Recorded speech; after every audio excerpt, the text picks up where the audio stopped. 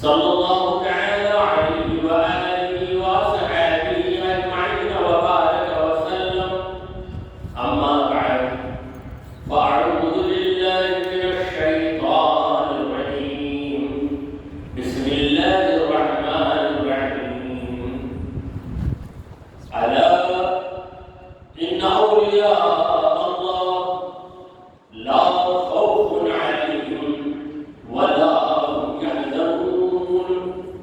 الذين آمنوا وكانوا يتقون صدق الله مولانا العظيم. حاضرین محفل اور معزز خواتین، السلام علیکم ورحمۃ اللہ وبرکاتہ. اللہ رب العزت جل وعلا کی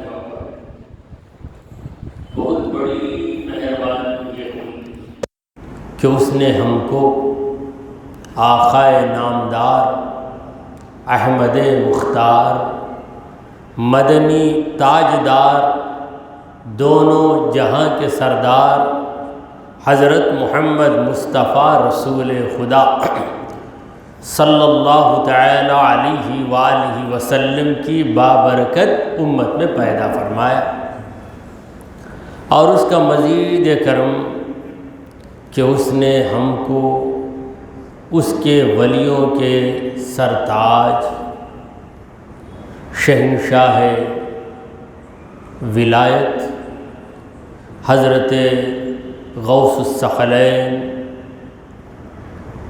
غوث العظم دستگیر جیلانی محبوب سبحانی رضی اللہ عنہ کے معتقدین و محبین میں ہم کو شامل کیا ہے. حضرات محترم، ربیع الثانی کا مہینہ شروع ہوا، 6 راتیں گزر گئیں اور آج 7ویں رات ہے. تو ان جلسوں کی برکت سے بہت سے نوجوانوں کو اسلامی مہینوں کی تاریخ یاد ہو جاتی. جو لوگ 11ویں کے جلسے کرتے ہیں ان سے آپ پوچھئے کہ کون سا مہینہ ہے تو فوراً کہیں گے 11ویں کا مہینہ ہے، ربیع الثانی کا مہینہ ہے. مگر جو لوگ اس کا اہتمام نہیں کرتے ان سے آپ پوچھیں گے تو شاید ہی آپ کو جواب ملے گا. وہ کہیں گے کہ کون سا مہینہ ہے کیا پتہ، یہ تو نومبر کا مہینہ ہے. آج نومبر کی 12 تاریخ، نومبر کی 12 تاریخ ہجری مہینے کی کون سی تاریخ؟ تو مہینہ، تاریخ یہ ان جلسوں کی برکت سے معلوم ہو جاتے ہیں. اب یہاں پر کوئی اعتراض کر سکتا ہے کیا ان جلسوں کی وجہ سے ہی تاریخ معلوم ہو سکتی ہے؟ اگر جلسے نہ ہوں تو کیا تاریخ نہیں معلوم ہوگی؟ تو ہم جواباً عرض کرتے ہیں کہ ان جلسوں کے بغیر بھی تاریخ کو یاد رکھ سکتے ہیں، مگر ان جلسوں کی وجہ سے تاریخوں کو یاد رکھنے میں آسانی ہو جاتی ہے، اور جس کی توجہ نہ ہو اس کی بھی توجہ خود بخود کام کرنے لگ جاتی ہے. تو ربیع الثانی، گزشتہ مہینہ کیا تھا؟ ربیع الاول. ربیع الاول، ربیع الثانی دونوں کے نام ملتے جلتے ہیں، اول الثانی. ربیع الاول تاجدار نبوت کا مہینہ، اور ربیع الثانی تاجدار ولایت کا مہینہ، امام الانبیاء کا مہینہ، یہ امام الاولیاء کا مہینہ. اور لفظ ربیع کا معنی ہے بہار. ربیع کہتے ہیں بہار کو. جب بہار کا موسم آتا ہے تو دنیا جگمگانے لگتی ہے، کھیت لہلہانے لگتے ہیں، اور ہر جگہ ہریالی ہی ہریالی، موسم خوشگوار، ہوا پیاری پیاری. تو جب بہار کا موسم آئے تو دنیا میں بہار آ جاتی ہے، جب شہنشاہ نبوت تشریف لائے تو دنیا میں پہلی بہار آئی ربیع الاول، اور جب شہنشاہ ولایت آئے تو دنیا میں دوسری بہار آئی، کیونکہ محمد مصطفیٰ رسول خدا صلی اللہ علیہ وسلم کا پورا جلوہ، پورا مظہر حضرت غوث العظم دستگیر جیلانی رضی اللہ تعالیٰ عنہ کی ذات میں نظر آتا تھا۔ وَكُلُّ وَلِيٍّ لَهُ قَدَمٌ وَإِنِّي عَلَى قَدَمِ النَّبِي بَدْرِ الْكَمَالِ، یہ ہے ہمارے غوث پاک کا شعر، قصیدہ غوثیہ۔ آپ نے بارہا سنا ہوگا کہ قصیدہ غوثیہ جس میں غوث العظم دستگیر جیلانی رضی اللہ تعالیٰ عنہ نے اپنے مقامات کا ذکر کیا، تو اس میں فرماتے ہیں وَكُلُّ ولی، ہر ولی لہو قدم، اس کا ایک راستہ ہوتا ہے۔ راستہ کا مطلب اس کے اندر ایک فیض ہوتا ہے، اس کا ایک ڈھنگ ہوتا ہے۔ وَإِنِّي، اور میں جو ہوں عَلَىٰ قَدَمِ النَّبِي، اس نبی کے راستے پر ہوں، بدر الکمالی، جو کمال اور فضیلت کا چمکتا ہوا 14ویں رات کا چاند، بدر کمال۔ ہمارے نبی کریم صلی اللہ علیہ وسلم کیا ہے؟ بدر کمال۔ بدر کا معنی ہے 14ویں رات کا چاند، اور 14ویں رات کا جو چاند ہوتا ہے وہ مکمل ہوتا ہے، 13ویں رات کا کچھ گھٹ کر اس سے بڑھ جاتا ہے 14ویں رات، 14ویں رات کے بعد 15ویں رات گھٹ جاتا ہے۔ مکمل کب ہوتا ہے؟ جب رات 14ویں ہوتی ہے تو 14ویں رات کے چاند کو عربی میں بدر کہتے ہیں، اور مطلق چاند کو قمر کہتے ہیں۔ الشمس والقمر بحسبان، سورج اور چاند حساب سے چل رہے ہیں، تو قمر کا معنی ہے چاند، مگر عربی زبان کے اندر اتنی فراخی ہے کہ ہر رات کے چاند کا الگ نام ہے، ہر رات کا الگ نام، وہ سارے نام یاد نہیں رکھے جاتے مگر ہیں۔ 14ویں رات کا چاند بڑا اہم چاند ہے، جس میں چاند تمام و کمال کے ساتھ مکمل طور پر ہوتا ہے، اسے کہتے ہیں 14ویں رات کا چاند۔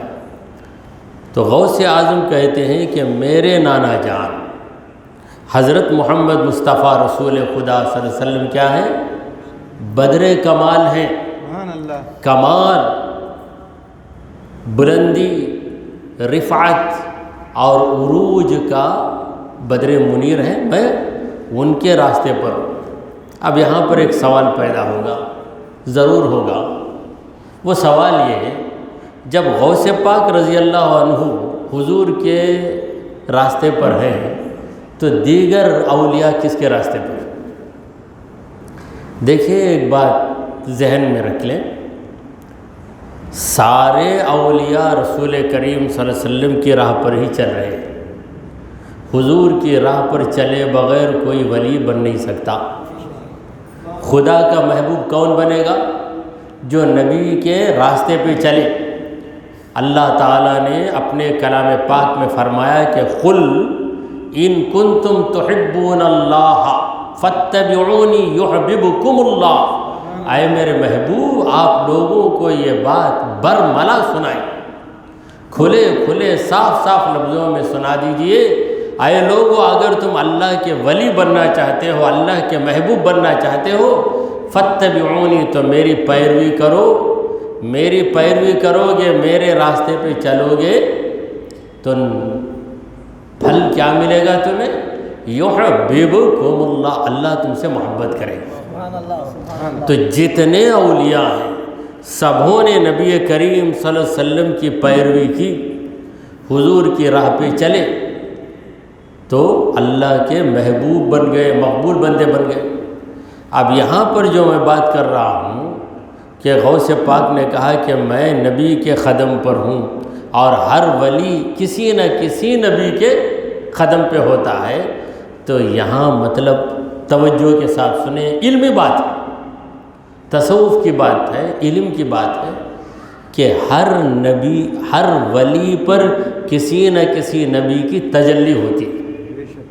موسیٰ علیہ السلام کی تجلی ہو تو ان میں جلال رہے گا، نوح علیہ السلام کی تجلی ہو تو اس میں گڑ گڑاہٹ ہوگی، داؤد علیہ السلام کی تجلی ہو تو خوش الہانی ہوگی، سلیمان علیہ السلام کی تجلی ہو تو سلطنت ہوگی، ابراہیم علیہ السلام کی تجلی ہو تو مہمان نوازی ہوگی۔ یعنی جس پیغمبر کا ولی مظہر ہوتا ہے، اس پیغمبر کے اوصاف، اس پیغمبر کی خصلتیں اس میں زیادہ ہوتی ہیں۔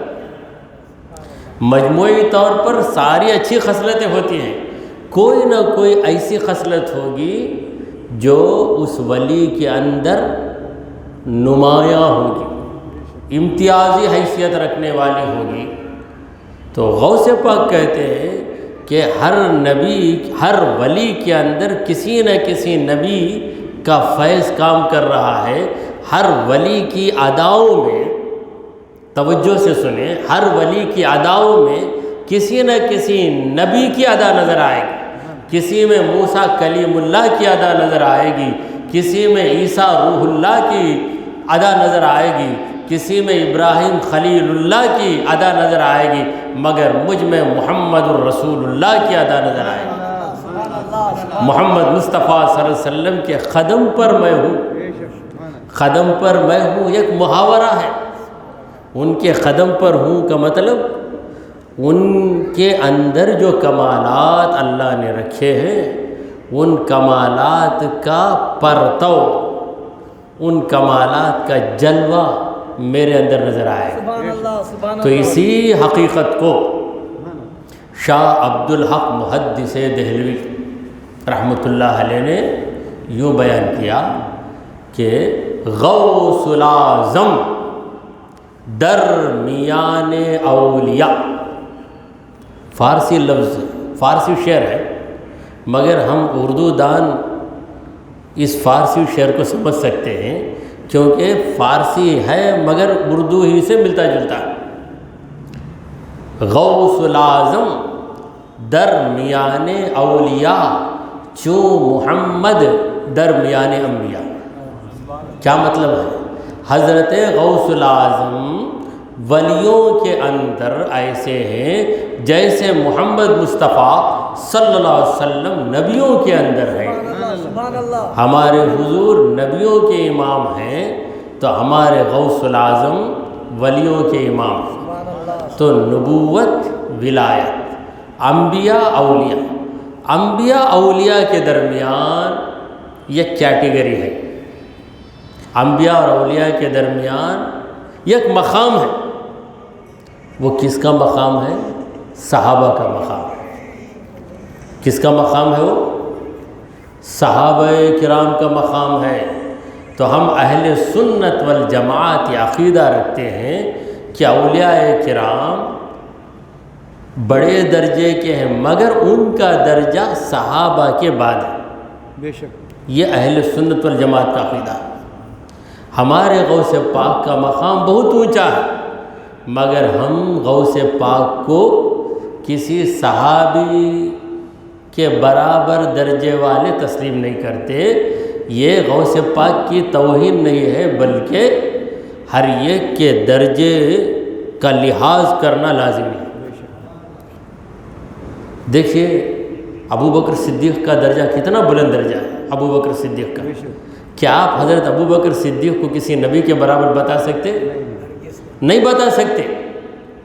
ابو بکر صدیق کا درجہ، عمر فاروق کا درجہ، عثمان غنی کا درجہ، علی مرتضیٰ کا درجہ، پھر ان کے بعد کئی صحابہ ہیں۔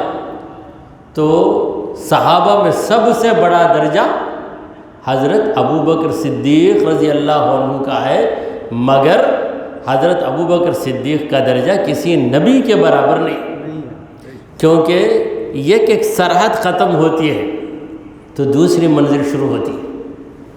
تو صحابہ کرام کی سرحد ختم ہو جاتی تو نبوت کی منزل شروع ہوتی، اور اولیاء کی منزل ختم ہوتی، اولیاء کی سرحد ختم ہوتی تو صحابہ کی منزل شروع ہو جاتی۔ تو ہمارے غوث پاک کے بارے میں ایک روایت ہے کہ حضرت غوث پاک رضی اللہ عنہ سے کسی نے پوچھا کہ آپ حضرت معاویہ کے بارے میں کیا فرماتے ہیں، کیونکہ حضرت معاویہ کی شخصیت لوگوں کے درمیان متنازع فی کا مطلب کوئی ان کے بارے میں ایسی ویسی باتیں بھی کرتا ہے۔ وجہ یہ ہے کہ وہ یزید کے والد ہیں۔ معاویہ صحابی رسول ہیں، یزید کے والد ہیں۔ یزید کی وجہ سے چند لوگوں نے حضرت امیر معاویہ کی شان میں بے ادبی کی ہے، گستاخی کی ہے، تو اس زمانے میں بھی لوگوں کے دلوں میں ایک وسوسہ تھا، کیا حضرت امیر معاویہ قابل احترام ہے؟ چونکہ وہ یزید کے ابا ہیں۔ یزید تو ملعون، یزید پلید، یزید کا لقب کیا ہے؟ پلید۔ پلید کا معنی کیا ہے؟ ناپاک۔ تو غوث پاک نے کہا کہ اے لوگو، معاویہ رضی اللہ عنہ صحابی ہیں، میں ان کی اتنی عزت کرتا ہوں کہ جس گھوڑے پر وہ سوار ہوتے ہیں اس گھوڑے کے قدموں میں جو ٹاپ ہے، اس میں جو گرد ہے، اس گرد کو بھی میں قابل احترام سمجھتا ہوں، اور میں خود کو اس سے افضل نہیں سمجھتا۔ یہ عقیدت، ایک ولی کے دل میں صحابی کی کتنی عقیدت ہوتی ہے۔ پروردگار عالم اسی عقیدت و ادب کو پسند کرتا ہے۔ جہاں بے ادبی ہوتی ہے پروردگار عالم اسے مردود کر دیتا ہے۔ دیکھیے رسول کریم صلی اللہ علیہ وسلم نے دعا مانگی، حضور کی ایک دعا مشہور ہے، اللہم اعز الاسلام باحد العمرین، اے اللہ دو عمروں میں سے ایک عمر کے ذریعے اسلام کو طاقت دے دے۔ دو عمر، ایک عمر بن خطاب سب جانتے ہیں، دوسرا عمر کو ابو جہل۔ اب یہ دعا حضرت عمر کے حق میں قبول ہو گئی، ابو جہل کے حق میں قبول نہیں ہوئی، جبکہ دونوں اسلام کے دشمن۔ اس وقت حضرت عمر بھی ایسے سخت ترین دشمن تھے اسلام کے کہ نبی کریم صلی اللہ علیہ وسلم کو قتل کرنے کے ارادے سے نکل گئے، اور ابو جہل بھی اسلام کا دشمن۔ ابو جہل خود قتل کرنے کے ارادے سے نہیں نکلا، اتنی دلیری اس میں نہیں تھی۔ اس نے میٹنگ بلائی، ایک جماعت کو تیار کیا کہ سب مل کر محمد صلی اللہ علیہ وسلم کے گھر کو گھیرو، جب حضور نکلیں گے تو سب مل کر ان پہ حملہ کر دو۔ بہرحال مقصد دونوں کا ایک ہی تھا۔ حضرت عمر کے حق میں دعا قبول ہوئی، ابو جہل کے حق میں قبول نہیں ہوئی۔ اس کی وجہ کیا؟ اب اس کی وجہ بتانے کی لیاقت مجھ میں کہاں ہے؟ ہمارے بزرگوں نے جو کہہ دیا اسی کو میں سنا رہا ہوں۔ ہمارے بزرگوں نے کہا کہ عمر بن خطاب اسلام کے دشمن تھے، مگر نبی کی بے ادبی انہوں نے نہیں کی، نبی کی بے ادبی انہوں نے نہیں کی۔ ابو جہل نے اسلام کی دشمنی تو کی مگر نبی کا بے ادب تھا، تو بے ادب کو اللہ توفیق نہیں دیتے۔ جو بے ادب ہوتا ہے اللہ اسے توفیق نہیں دیتا۔ اسی لیے مولانا جلال الدین رومی رحمۃ اللہ ہے، ان کی کتاب مثنوی مشہور ہے، مثنوی شریف۔ جلال الدین رومی کہتے ہیں از خدا خواہ توفیق ادب، ہم ہمارے پروردگار سے ادب کی توفیق مانگتے ہیں۔ اے پروردگار ہمیں بے ادب مت بنا، بے ادب مت بنا، یہی دعا مانگتے ہیں۔ کیوں؟ بے ادب محروم گشت از فضل رب، جو بے ادب ہوتا ہے وہ رب کے فضل سے محروم ہو جاتا ہے۔ ابلیس کی غلطی کیا تھی؟ بے ادبی۔ آدم علیہ السلام کی اس نے بے ادبی کی۔ آدم علیہ السلام کے بارے میں بڑے حقارت آمیز لہجے میں کہا کہ ما کنت لاسجد لبشر خلقتہ من طین، یہ مٹی کا پتلا ہے، یہ بشر، اس کو میں کیسے سجدہ کروں؟ میں سجدہ نہیں کروں گا۔ وجہ جو بتایا اس وجہ کے اندر بے ادبی۔ کس کی بے ادبی ہے؟ آدم علیہ السلام کی بے ادبی۔ تو ہم اہل سنت والجماعت نبیوں کو ان کا درجہ دیتے ہیں۔ نبیوں کے بعد کس کا درجہ ہے؟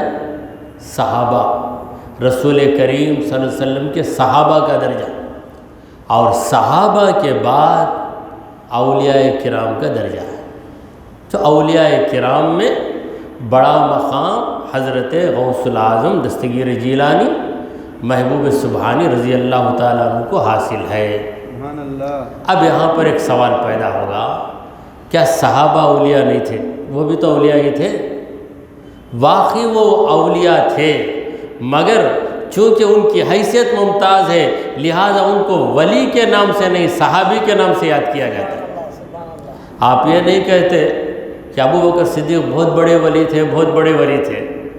کیا کہیں گے آپ؟ حضرت ابو بکر بہت بڑے صحابی تھے، کیونکہ وہ درجہ انہیں مل گئے۔ اب دنیا کی مثال میں دے رہا ہوں، کوئی یمے ہے، یمے ہسٹری ہی کیا بولیے، بڑی آسانی سے ملنے والا کورس ہے ہسٹری، بڑی تکلیف سے ملنے والا بے کام ہونے کا کورس، بی کام کا کورس بہت بھاری کام۔ آج بی کام کا کورس، بی کام جنرل، اس کے لیے اکثر نوجوان آتے ہیں۔ بی کام جنرل ہونا نیو کالج میں، کتنی بھی پرانی ہو جاؤ وہ کالج، نام اس کا نیو کالج ہے۔ بی کام جنرل، ہمیں پتہ جنرلی یہ کورس پوچھتے تھے، بی کام جنرل۔ تو بہرحال میں عرض کر رہا تھا کہ ایک شخص ہے یم اے کر چکا ہے، جو یم اے کیا ہے آپ اس کا انٹروڈکشن کراتے ہیں، تعارف۔ یہ جو جناب ہیں یہ بی اے ہسٹری ہے، تو لوگ بولیں گے، جسے علم ہے وہ بولے گا بھائی بی اے کیوں بولتے بھائی، وہ یم اے کر چکے ہیں، پی جی ہے وہ، تم یو جی کا درجہ کیوں دیتے ہو اسے؟ وہ تو پی جی ہیں، پوسٹ گریجویٹ ہیں، یم اے بولو۔ نہیں یم اے بولا تو بی اے نہیں آتا نا، ارے یم اے بولو خود بخود بی اے آ جاتا۔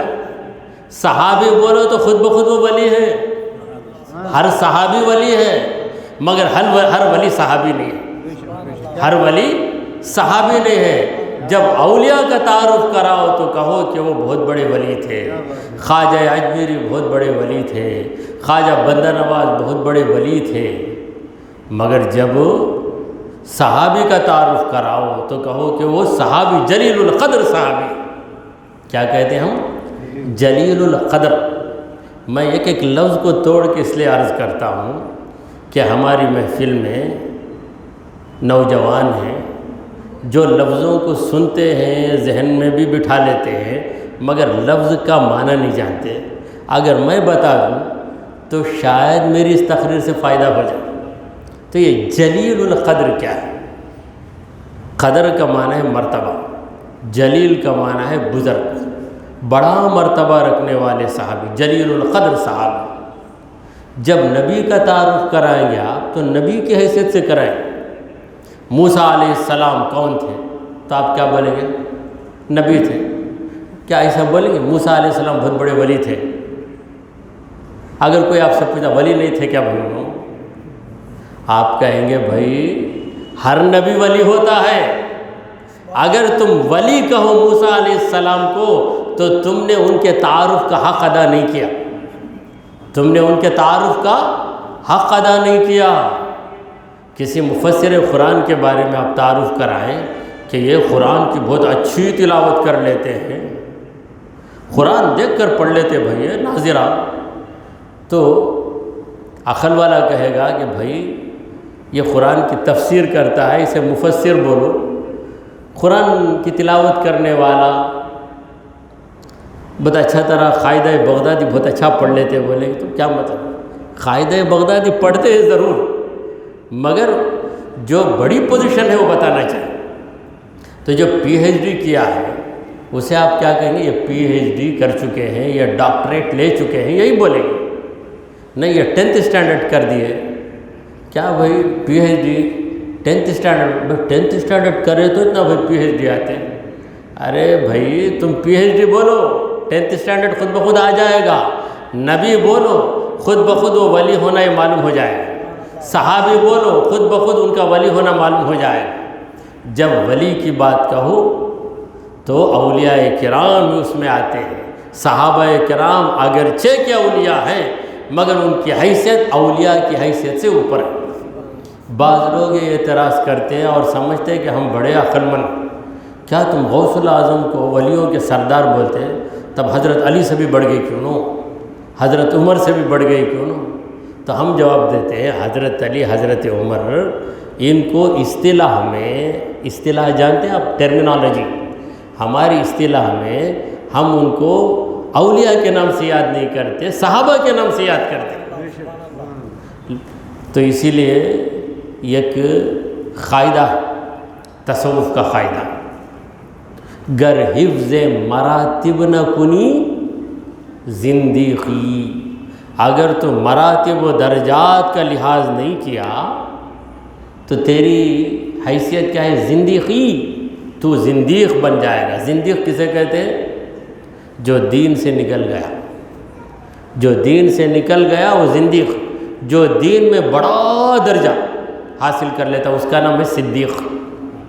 صدیق زندیق، اور صدیق کے اوپر کا درجہ نبی کا۔ تو ہر نبی صدیق ہی ہوتا ہے مگر ہر صدیق نبی نہیں ہوتا، ہر صحابی ولی ہوتا ہے مگر ہر ولی صحابی نہیں ہوتا۔ تو میں شعر سنا رہا تھا غوث پاک کا، غوث پاک نے کہا کہ وَكُلُّ وَلِيٍّ لَهُ قدم، ہر ولی کا ایک قدم ہے، یعنی ایک جلوہ ہے، وہ امتی محمد مصطفیٰ صلی اللہ علیہ وسلم کا ہے مگر اس میں موسوی شان ہوتی ہے، ابراہیمی شان ہوتی ہے، داؤدی شان ہوتی ہے، شعیبی شان ہوتی ہے، حضرت صالح علیہ السلام کی شان صالحی شان ہوتی ہے، کسی نہ کسی پیغمبر کا جلوہ ہوتا ہے۔ اسی لیے ہمارے نبی کریم صلی اللہ علیہ وسلم نے فرمایا کہ العلماء، یہ حدیث توجہ سے سنیں، آپ یہ حدیث کئی بار سن چکے ہوں گے، العلماء ورثۃ الانبیاء، علماء نبیوں کے وارث ہیں۔ یہ نہیں کہا کہ صرف میرے وارث ہیں، نبیوں کے وارث ہیں، یعنی اگلے زمانے میں جتنے انبیاء آئے پروردگار عالم نے محمد مصطفیٰ صلی اللہ علیہ وسلم کی امت کے ایک ایک ولی میں ایک ایک نبی کا جلوہ رکھ دیا، ایک ایک نبی میں ایک ایک ولی کا جلوہ رکھا۔ وہ ولی امتی ہوتا ہے محمد مصطفیٰ صلی اللہ علیہ وسلم کا، مگر اس میں کسی میں ابراہیم کی شان ہوتی ہے، کسی میں موسیٰ کی شان ہوتی ہے۔ یہی کہا تھا حضرت ابوبکر صدیق رضی اللہ تعالیٰ اور حضرت عمر رضی اللہ تعالیٰ۔ جنگ بدر جب ختم ہو گئی تو ابوبکر صدیق نے کہا، حضرت ابوبکر صدیق نے کہا کہ یا رسول اللہ، یہ قیدیوں کو ہم فدیہ لے کر رہا کر دیں۔ سرکار دو عالم صلی اللہ علیہ وسلم صحابہ سے مشورہ کرتے تھے، حالانکہ حضور کو مشورہ کرنے کی ضرورت نہیں، حضور سے بڑھ کر عقل مندی کس کو ہے، مگر حضور سب کے لیے ایک نمونہ ہے۔ کسی بھی قوم کا امیر، کسی بھی شہر کا سربراہ اپنی مرضی سے کاموں کا انجام نہ دے بلکہ لوگوں سے رائے لے، اس کا نمونہ حضور نے قائم کیا۔ حضور نے پوچھا کہ یہ جو 70 کافر قید ہو گئے ہیں جنگ بدر میں، ان کو کیا کیا جائے، ان کے ساتھ کیا سلوک کیا جائے؟ تو ابوبکر صدیق نے کہا کہ یا رسول اللہ، ہم انہیں قتل کر دیں گے تو قتل ہو جائیں گے، میٹر کلوز، ختم ہو جائیں گے۔ ہم اگر انہیں فدیہ لے کر رہا کر دیں گے تو ان سے جو فدیہ ملے گا اس سے چند مسلمانوں کا بھی فائدہ ہوگا، اور اگر ہم انہیں جینے کا موقع دیں گے تو وہ غور و فکر کر کے مسلمان بنیں گے، یا ان کی اولاد میں اسلام قبول کرنے والے پیدا ہو جائیں گے، لہٰذا انہیں رہا کر دیا جائے، مفت میں رہا نہ کیا جائے بلکہ ان سے فدیہ لے لیا جائے۔ حضرت عمر بن خطاب سے حضور نے پوچھا، آئے عمر کیا کیا جائے؟ کہا ایک ایک قاتل کو، ایک ایک کافر قیدی کو مسلمان کے حوالے کرو، میرا جو رشتہ دار ہے اسے میرے حوالے کرو، میں اسے قتل کروں۔ جس صحابی کا جو رشتہ دار ہے اپنے رشتہ دار کو وہ اپنے ہاتھ سے قتل کر، کیونکہ دوسرا قتل کر دیا تو بولے گا میرے رشتہ دار کو تو قتل کیا۔ میرا بھائی اگر ہے کافر، میرا ماموں ہے، میرے حوالے کرو، میں کاٹ دوں گا۔ تو یہ ان کی رائے تھی، کس کی؟ عمر فاروق۔ تو حضور نے کہا کہ اے ابو بکر، تیرے اندر ابراہیم کا جلوہ ہے اور تیرے اندر موسیٰ کا جلوہ ہے، تو تیرا جلوہ الگ، تیرا جلوہ الگ، اور دونوں کس کے امتی ہے؟ کس کے صحابی ہیں؟ نبی کریم صلی اللہ علیہ وسلم کے۔ ان کے اندر الگ جلوہ، ان کے اندر الگ جلوہ۔ تو ولیوں کے اندر نبیوں کے جلوے ہوتے، مگر سارے اولیاء کس کے امتی ہیں؟ حضرت محمد مصطفیٰ رسول خدا صلی اللہ علیہ وسلم کے امتی ہیں۔ اور جو اولیاء پہلے گزر چکے، موسیٰ علیہ السلام کی قوم کے اولیاء موسیٰ علیہ السلام کے امتی، نوح علیہ السلام کی قوم کے اولیاء ان کی امتی۔ جس طرح ہمارے نبی کریم صلی اللہ علیہ وسلم ہر اعتبار سے افضل ہے، یہ بات بھی توجہ کے قابل ہے۔ جس طرح ہمارے نبی کریم صلی اللہ علیہ وسلم تمام نبیوں سے افضل ہے، اسی طرح ہمارے نبی کی امت کے اولیاء دیگر امتوں کے اولیاء سے افضل ہے۔ اگلی امتیں جو گزری ہیں ان میں جو اولیاء پیدا ہوئے ہیں ان اولیاء سے حضور کی امت کے اولیاء افضل۔ اولیاء کی بات تو بہت بڑی ہے، حضور کی امت دیگر امتوں سے افضل۔ کنتم خیر امت، اللہ نے کہا کنتم خیر امت، تم بہترین امت ہو۔ یہ خیر، یہ جو لفظ ہے یہ افعال التفضیل ہے، یعنی موازنے اور مقابلے کے لیے لایا جانے والا لفظ۔ یہی لفظ شیطان لایا تھا، کیا بولا شیطان؟ انا خیر منہ، میں آدم سے بہتر ہوں، موازنہ کیا، مقابلہ کیا۔ تو کنتم خیر امت، تم بہترین امت ہو، یعنی دیگر امتوں کی بنسبت تم بہترین امت ہو۔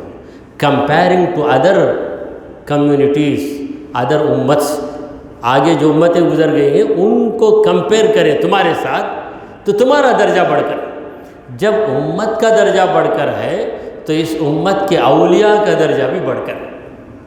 تو اگلے زمانے کے اولیاء، ان کی ولایت بھی قابل تسلیم، مگر رسول کریم صلی اللہ علیہ وسلم کی امت کے اولیاء کا درجہ بلند ہے۔ تو حضور کی امت کے ولیوں میں حضرت غوث العظم دستگیر جیلانی رضی اللہ تعالیٰ عنہ کو امتیازی حیثیت حاصل ہے، اور آپ نے تمام منزلوں کو طے کیا۔ سبحان اللہ۔ پروردگار عالم نے ہر اعتبار سے غوث العظم کو افضل بنایا۔ بعض چیزیں ہمارے اختیار میں ہیں اور چند چیزیں ایسی ہیں جو ہمارے اختیار میں نہیں۔ غوث العظم کو اللہ تبارک و تعالیٰ نے نسب کے اعتبار سے، نسب خاندان، باپ کا خاندان، ماں کا خاندان، اس اعتبار سے اللہ نے آپ کو کیا بنایا؟ حسنی الحسینی بنایا۔ سبحان اللہ۔ کوئی حسنی ہو یا حسینی ہو، سید زادہ ہو، اپنی مرضی اور اختیار سے نہیں بنتا۔ اللہ جس کو اولاد رسول میں پیدا کر دیتا ہے وہ ہو جاتا ہے۔ اور آج کا دور ایسا ہے کہ ہر چیز ڈپلیکیٹ ہوئی ہے، تو کئی جگہ ڈپلیکیٹ سید بھی ہو گئی، عزت ملتی ہے تو سید بن جاتی ہے۔ بہرحال اگر کوئی یہ دعویٰ کرے میں سید ہوں تو ہمیں خاموشی اختیار کر لینا بہتر ہے۔ تو غوث الاعظم کو دونوں طرف سے سیادت نصیب ہے، نجیب الطرفین ہے۔ کیا ہے؟ نجیب الطرفین، نجیب کے معنی اونچا نسب رکھنے والا، الطرفین دونوں طرف سے، باپ کی طرف سے بھی ماں کی طرف سے، اگرچہ کہ نسب باپ ہی سے چلتا ہے، ماں سے نہیں چلتا، صرف بی بی فاطمہ الزہرا ہے، صرف بی بی فاطمہ ہے کہ امام حسن اور امام حسین کو سیادت بی بی فاطمہ سے ملی۔ آل رسول ہیں امام حسن اور حسین بی بی فاطمہ کی وجہ سے، کیونکہ حضرت علی کی دوسری بیویاں بھی، بی بی فاطمہ الزہرا کے بعد بی بی فاطمہ الزہرا رضی اللہ تعالی عنہ کی زندگی تک حضرت علی کے لیے نکاح ثانی حرام تھا، دوسرا نکاح ناجائز۔ شریعت اپنی جگہ، شریعت خصوصیت اپنی جگہ۔ رسول کریم صلی اللہ علیہ وسلم نے منع کر دیا، کیا علی جب تک میری یہ بیٹی رہے گی تو دوسری شادی نہیں کر سکتا۔ یہ اختیار کسی باپ کو نہیں،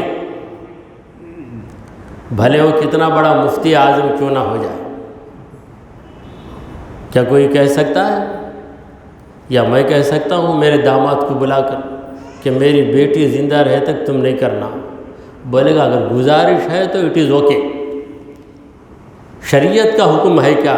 شریعت کا حکم نہیں بھائی، میں ہمبل ریکویسٹ کرتا ہوں میری بیٹی کی موجودگی میں دوسری بیوی تو مطلب گزارش، لیکن نبی کریم صلی اللہ علیہ وسلم نے جو کہہ دیا وہ نبی کی گزارش نہیں، وہ حضرت علی کے حق میں شریعت ہے، ان کے حق میں وہی شریعت نہیں کر سکتے۔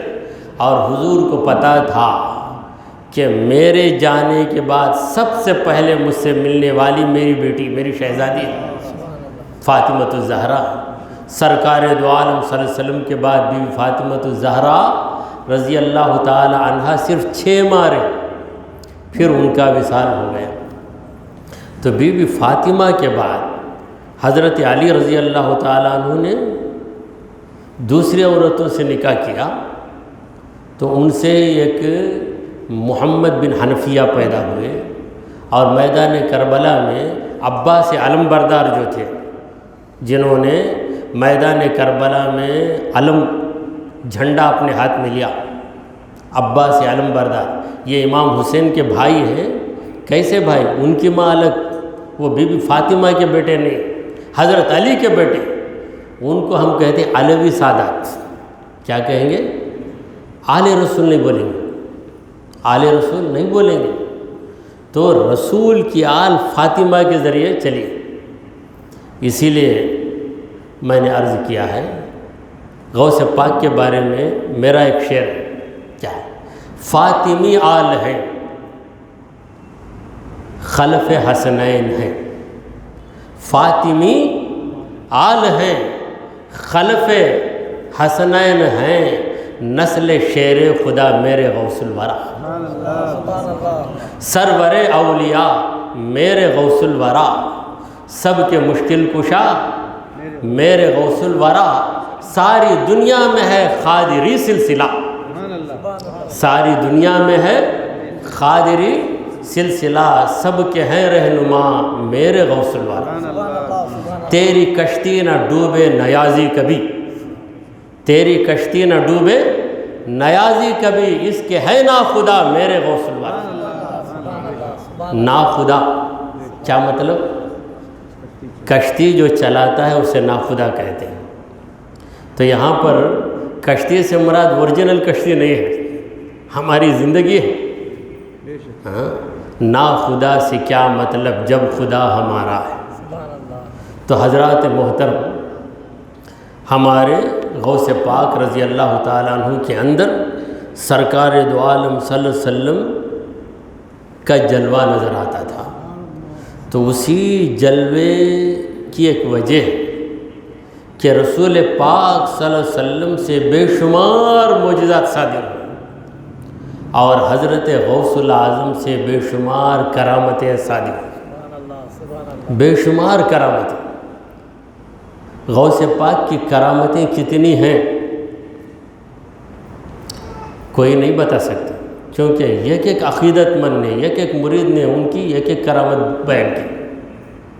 کسی نے یہ کرامت دیکھی، کسی نے وہ کرامت دیکھی، بے شمار کرامتیں۔ اور یہاں بھی ایک بات آپ کے سامنے عرض کرتا ہوں کہ رتبے کا لحاظ رکھنا، رتبے کا لحاظ رکھنا۔ کوئی عجیب و غریب کام، کوئی عجیب و غریب کام جسے لوگ انجام نہیں دے سکتے، ویسا کام کسی نبی سے صادر ہو تو اس کا نام ہے معجزہ، اور وہی کام ہو بہو وہی کام کسی ولی سے صادر ہو تو اس کا نام ہے کرامت۔ کیوں نام بدل گیا؟ کیوں نام بدل گیا؟ اس لیے کہ مقام بدل گیا۔ جب مقام بدل گیا تو نام بھی بدل گیا۔ تو حفظ مراتب، اس اصطلاح کو یاد رکھیں آپ، حفظ مراتب یعنی رتبوں کا لحاظ رکھنا، جسے جو درجہ دینا ہے وہی درجہ دینا۔ کوئی افضل ہو تو اس کی افضلیت کو تسلیم کرو، مگر اس سے جو افضل ہے اس کا درجہ اسے مت دے دو۔ کسی ولی کو صحابی کا درجہ مت دو، کسی صحابی کو نبی کا درجہ مت دو۔ حضرت علی شیر خدا رضی اللہ تعالیٰ عنہ کا درجہ بہت اونچا درجہ ہے، مگر ہم حضرت علی کو موسیٰ علیہ السلام سے افضل نہیں مانیں گے۔ کیوں نہیں مانیں گے؟ موسیٰ علیہ السلام نبی ہے اور حضرت علی کیا ہے؟ صحابی۔ تو حضرت غوث پاک رضی اللہ تعالیٰ عنہ کی کرامتوں کا کوئی حصر نہیں کر سکتا، یعنی شمار نہیں کر سکتا۔ کتنی کتابیں غوث پاک کے بارے میں لکھی گئی، خلائد الجواہر، مناقب الشیخ عبد القادر، ایسی کئی کتابیں جو آپ کے عقیدت مندوں نے لکھے ہیں۔ تو اس کتاب میں چند کرامتیں، اس کتاب میں چند کرامتیں، تو ساری کرامتوں کو ساری کتابوں سے اکٹھا کیا جائے تو ایک ضخیم کتاب بن جائے گی، اور پھر ہم یہ دعویٰ نہیں کر سکتے کہ اس کتاب میں پوری کرامتیں آ گئی۔ بعض کرامتیں ایسی ہوئی ہوں گی کہ دیکھنے والوں نے دیکھ کر دوسرے تک نہیں پہنچایا ہوگا، ایسی بھی کئی کرامتیں ہوں گی۔ لوگ سوچتے کرامت ظاہر ہو جاتی۔